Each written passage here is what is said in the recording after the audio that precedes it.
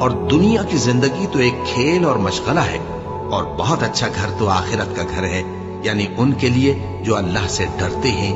کیا تم سمجھتے نہیں؟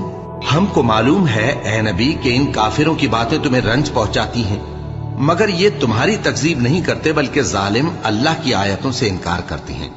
اور تم سے پہلے بھی پیغمبر جھٹلائے جاتے رہے تو وہ تکذیب اور ایذا پر صبر کرتے رہے، یہاں تک کہ ان کے پاس ہماری مدد پہنچتی رہی، اور اللہ کی باتوں کو کوئی بھی بدلنے والا نہیں۔